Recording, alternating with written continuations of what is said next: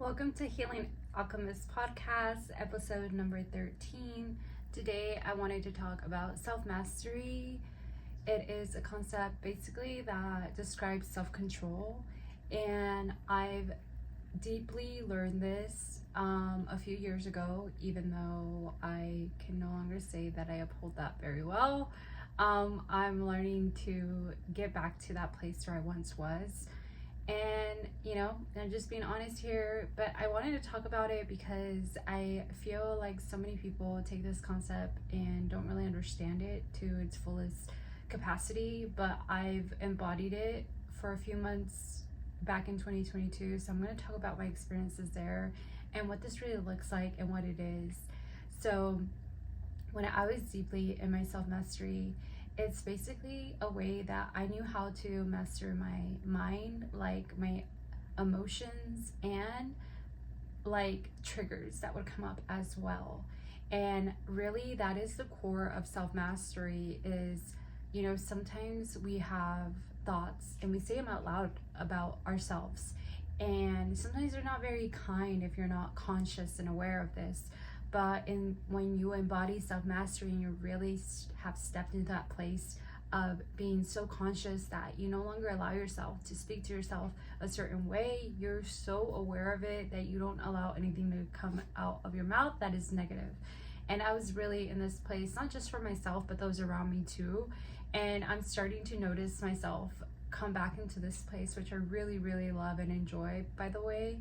But sometimes you'll be out with, like right now, currently it was just like someone close to me, not gonna say who, but they have said something negative about themselves, and I was like, don't talk to yourself that way and don't say those things about yourself.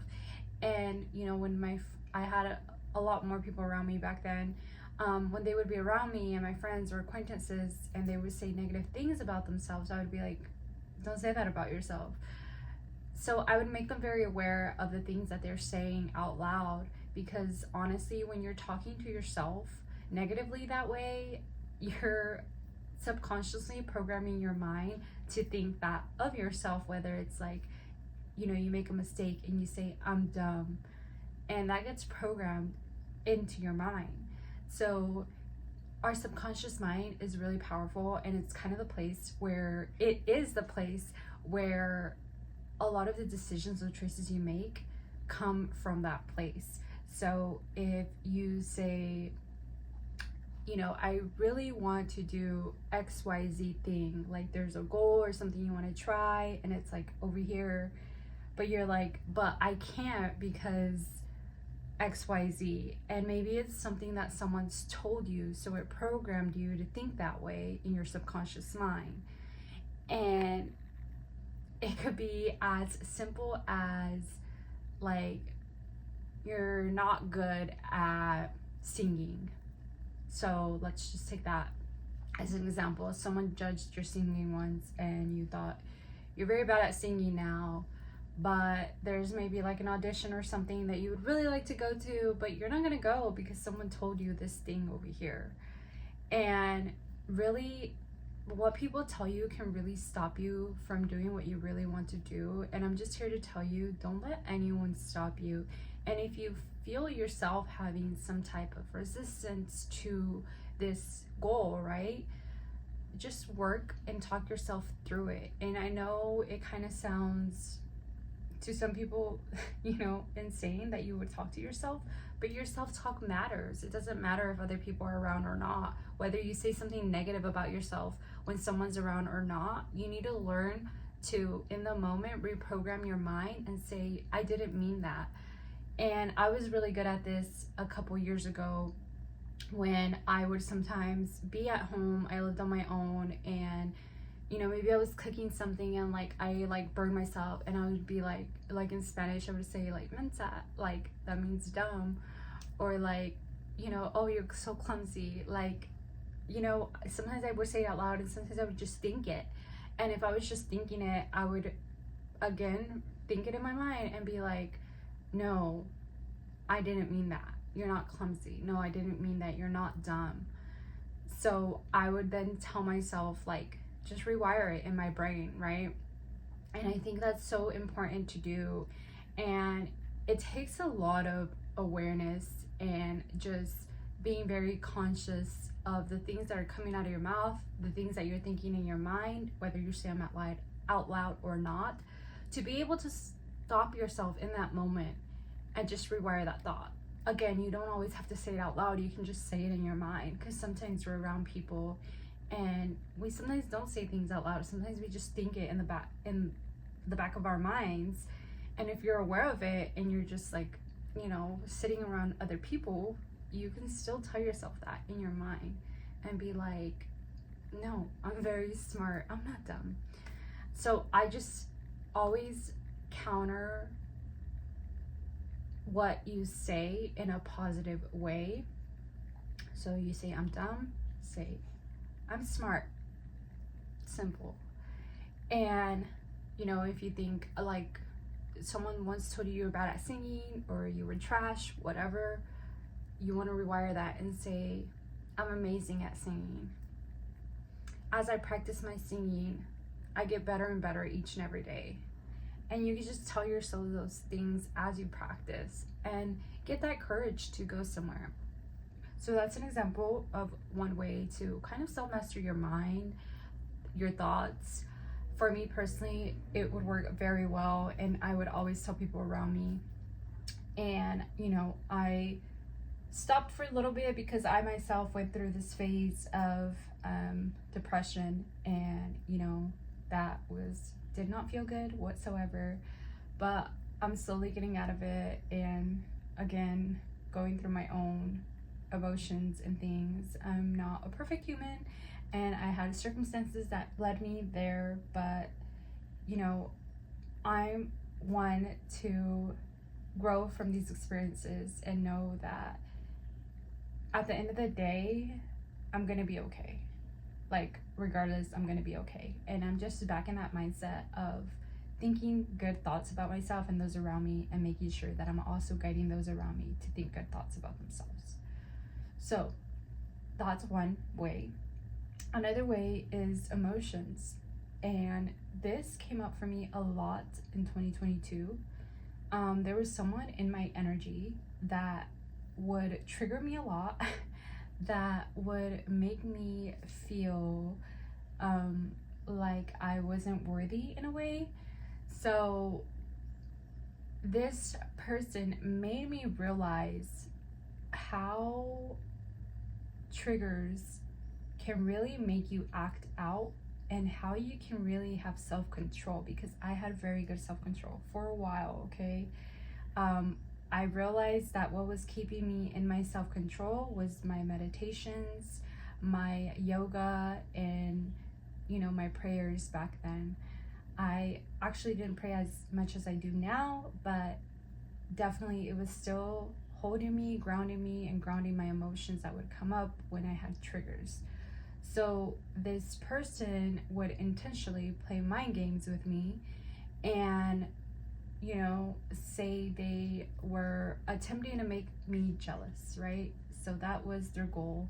That was their intention when they did something. It was like, okay, I want to make this person jealous. I felt that, and, you know, I would be like, okay. When I would see what I saw, sometimes I like wanted to scream, but I would just cry and breathe through it. I would cry and I would just sit with myself, put my hands on my heart, and breathe through it. And I would just center myself. And that, I kid you not, is one of the biggest things that taught me how to master emotions, was that period of my time. And again, although I've been in and out of that, it's just, I can go back to that place and be like, okay, this is what it felt like. So if anything were to ever come up again, I know exactly how to hold myself, and know that no one can hold me through these feelings that are coming up, because, you know, it would trigger me because of the fact that that person would even do that. So there was a trigger there, and I think also underlying feelings of, yes, feeling jealous. So it was a little bit of both, you know, but that was my trigger. Like, if someone feels jealousy, that's no one's fault to like work on but yourself, you know. But this was a little different because it was intentional. Well, sometimes it was, sometimes it wasn't. So I'm very intuitive, so I could tell when it was and when it wasn't. But even when it wasn't intentional, I would feel it and it would trigger me, and I was just like, okay, like, I gotta sit with myself, I gotta sit with this emotion, I gotta breathe through it, I need to find out what's going on here. And so I would do that. And, you know, sometimes I didn't really understand what was going on, but I was just feeling the emotion. So I just cry and breathe through it.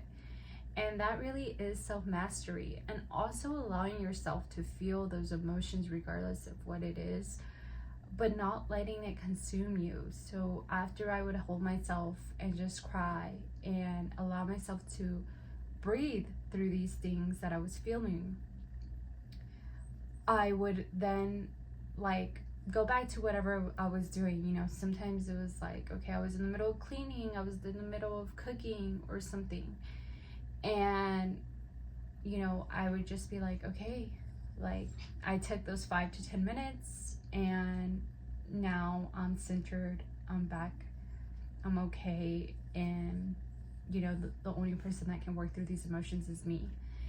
And that time just taught me something very powerful about emotions. And I think, you know, we can teach it, we can hear about it, but we don't really know what these things look like until you're in it. So that was me really, really being in it, and you know, just really in my self-mastery. And it felt so good, you guys, like after the fact, not like during it. You know, if I had to feel that for 5 to 10 minutes, I did. But like after, and knowing that like, okay, I can get like through these emotions by myself, and I'm okay and I'm safe, like it felt so nice. And you know, currently, again, I'm in and out of it, but just these thoughts are coming up of like, I've been here before, and if something comes up again, I can do it again. And that really is self-mastery, is mastering your emotions, knowing that you don't have to react to things, you don't have to react to whatever makes you feel triggered, right? Because sometimes we'll react in a way that may make things worse, and you don't want to do that. You don't want to do that. So, you know, keeping practices in your life that help you feel centered is going to be really important. The reason I was so centered was I was doing a lot of yoga, I was doing a lot of meditation, I was doing my prayers. So find what grounds you, find what helps you stay rooted in yourself, and know who you are, and know yourself and your emotions. And I'm not saying it's easy, it's very freaking hard when you're in it. You know, when I would cry and just hold myself, it just felt like, okay, like I want someone to hold me while I'm crying, you know. And I'm gonna probably start crying now. So it's not easy to go through these emotions, but that is self-mastery. And knowing that it's okay to feel your emotions, because there's people out there that would be like, oh, well, you're like, shouldn't be feeling that when you're like at a store, like don't cry when you're at a store. Like, I'm gonna cry wherever, and wherever the feeling comes up, because to me that is being in flow and being in tune. And you always want to be in tune and in flow, especially as a woman. It's so important. I think it's important for men too, but I understand that with the society that we live in, it's not easy for them. It's not easy for them to always be in tune and tap into their emotions at every given moment.